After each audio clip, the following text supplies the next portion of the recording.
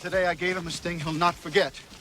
You fool! You started a war! We're already at war. Just what the world needed, another version of Robin Hood. This 1991 retelling of the legend of Robin of Loxley is beloved for its historical accuracy, acclaimed acting oh wait, wrong one. Which one are we doing? Robin Hood, Prince of Thieves. Oh, apparently we're doing Robin Hood, Prince of Thieves.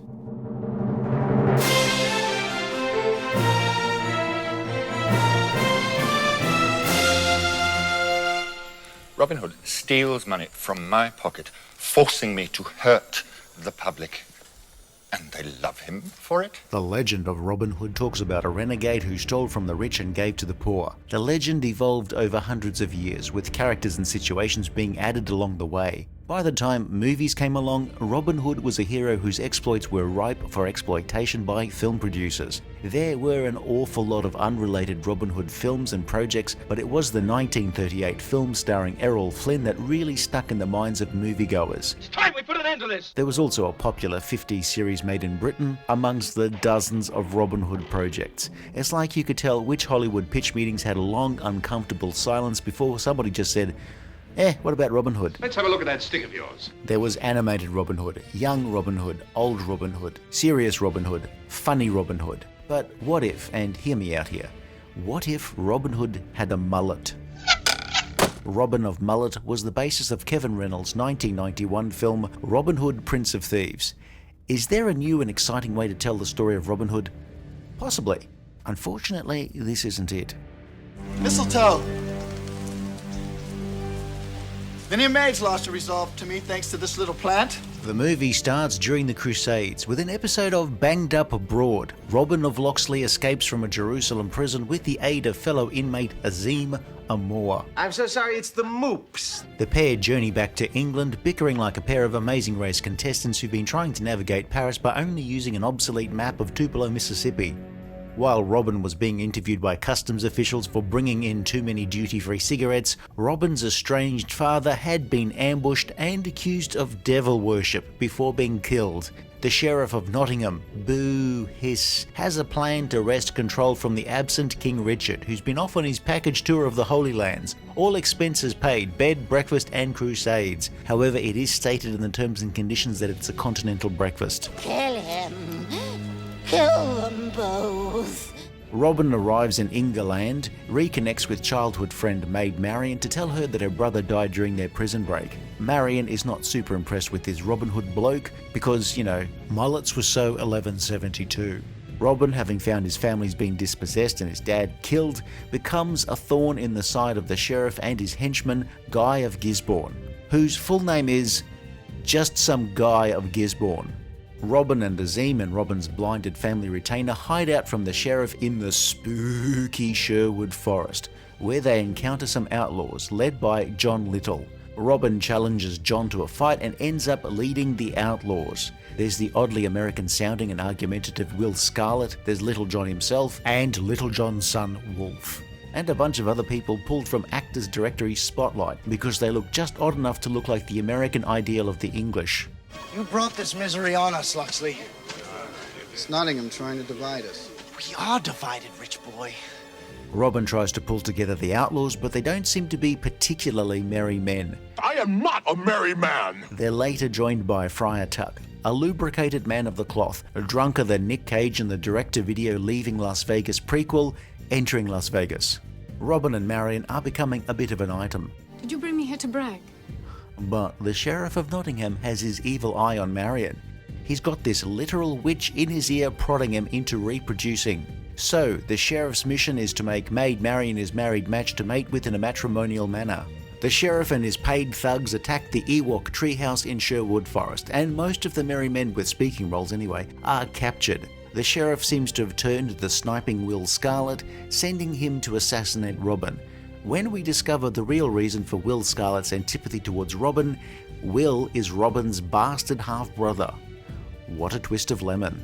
If you look at the clock, it's time for the next set piece, a tense rescue plot, which goes awry. And then we just have a prolonged battle where Robin and Azim storm the castle to rescue Maid Marian from being impregnated by the sheriff. She's having none of that. He's less Sheriff of Nottingham, more Sheriff of Not Tonight, I've Got a Headache. The witch is impaled, some evil priest is blasted out a window, and the sheriff is run through by Robin. Huzzah! Then Robin and Marian are about to get married when her cousin, King Richard, decides to show up late. Look, the invite did say 11:30 a.m, but anyway, traffic on the M1 was a nightmare since an ox had overturned just outside Leicester. Cancel the kitchen scraps for lepers and orphans. No more merciful beheadings. And call off Christmas. Here's a film that was very popular when it was released in 1991. Helped enormously by the hit single Everything I Do, sung by Bryan Adams, which was an earworm that topped the charts for weeks. They love him. Parts of the film's production was rushed to get ahead of Britain's weather and also to see off the challenge from a more serious take on Robin Hood starring Patrick Bergin. But, and I get that some of you might enjoy this film, this is a really awful film. I had a very sad childhood. I'll tell you about it sometime. It in no way makes any effort to be thought of as a quality historical epic. Surely you can see that I'm not one of those. But it is instead content with being the cheesiest popcorn flick in the multiplex. And it worked. How many? 20. How many? 5. I can't count anyway. Kevin Costner had just come off the film Dances with Wolves, which he starred in and directed, but wasn't released until Robin Hood was already filming. Dances with Wolves would sweep the Oscars in early 1991, winning Best Picture and, for Costner himself, Best Director and Best Mustache. I've returned to my home to find it destroyed and my father murdered. And the only explanations for it are the ramblings of an old blind man. As an actor, Costner was having his moment in the sun, appearing in film after film that clicked with audiences.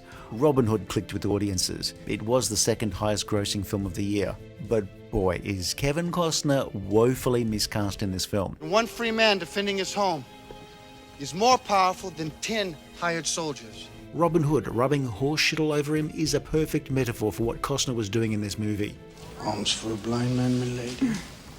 You can argue all you like about American stars in films about British characters. By the 1990s, it had sort of become expected for imported stars to at least attempt an accent close to that of somebody raised in the British Isles. But for whatever reason, Costner speaks in something close to his own drawl, well, most of the time. What do we need that the forest cannot provide? We have food, wood for weapons. We'll find safety and solace in our trees. Perhaps because his own attempts to emulate the accent were on the comical side. But he's right. He's heroic enough, and he's the romantic lead for sure, but every time he opens his mouth, you can almost taste the tears of British moviegoers. I truly hope so. Mary Elizabeth Mastrantonio does at least try an accent that works well enough, which possibly makes Costner's accent seem even more ridiculous. Robin, do something for me. What? Take a bath. Take a bath. She's really rather quite good as Maid Marian. Either tell me where he may be hiding, or you'll all be hanged and then we'll catch him anyway and do the same thing to him. Alan Rickman was British, of course, the most British person at the time. Sneering and villainous, Rickman is the best reason to watch the film, as he is almost literally taking the piss out of the movie the entire time. Robin Hood. There is no subtlety or nuance. He plays the Sheriff of Nottingham in a major motion picture, exactly the same as if he was playing the character in a Blackpool pantomime production of Robin Hood. You, my room, 10:30 tonight. You, 10:45. Bring a friend. I totally understand. If I had to spout the dialogue in this movie, I would send it up. And so Rickman, with the help of some friends, embellished his lines. Rickman's look seems to be that of a washed-up 70s rock star who's just been evicted from Celebrity Big Brother. Christian Slater as Will Scarlet, later revealed as Robin's brother. But I found myself daring to believe in you. The only other thing to say about Christian Slater in this movie is to ask, why? Hospitality in this country is as warm as the weather. The other main role is Morgan Freeman, who was in his own purple patch at the time after films like Glory and Driving Miss Daisy. As Azim, a Moor, I'm sorry, the card says moops. he's constantly commenting on the British, their customs, their rudeness, and the weather, and possibly to remind Costner that they were in fact in England. Freeman, as usual, retains his dignity in the role somewhat, You are strange, Christian. though he keeps mistaking Costner for Christian Slater. Christian. Sean Connery turns up at the end as King Richard.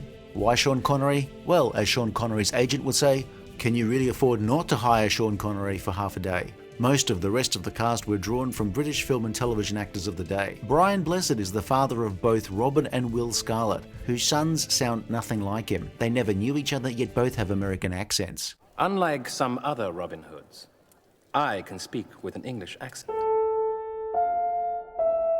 Michael Wincott is just some guy of Gisborne is killed off by the sheriff halfway through. I can't allow a lieutenant to fail me.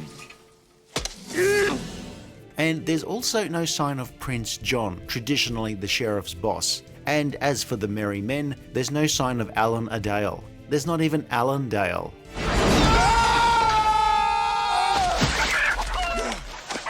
Fuck me, he cleared it.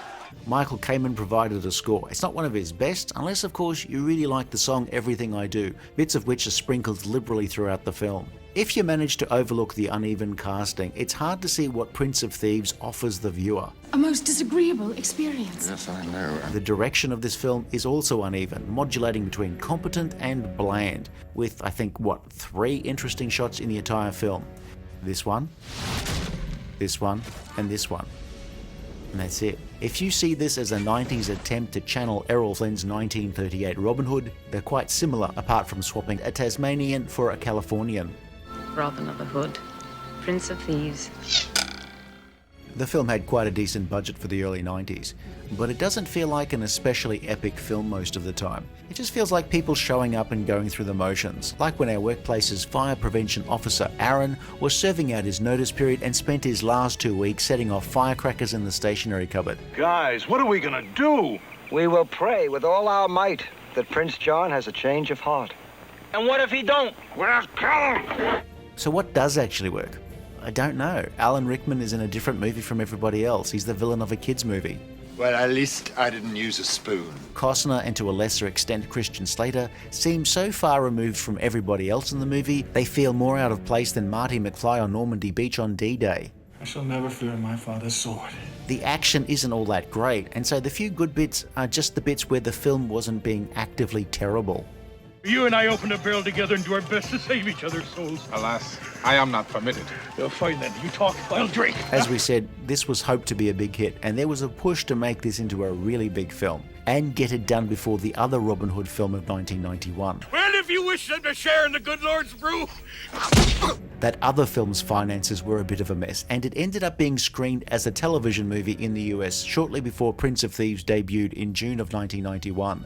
While it was financially successful, the film was not reviewed all that well at the time. But of course, they said the same thing about Crack. You write your own reviews, don't you?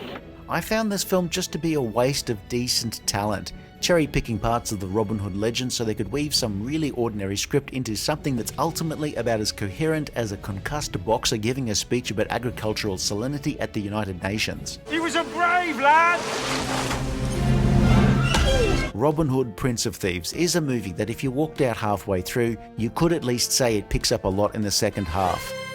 If you enjoyed this review, please like and subscribe, leave a comment below, or check out some of our other videos.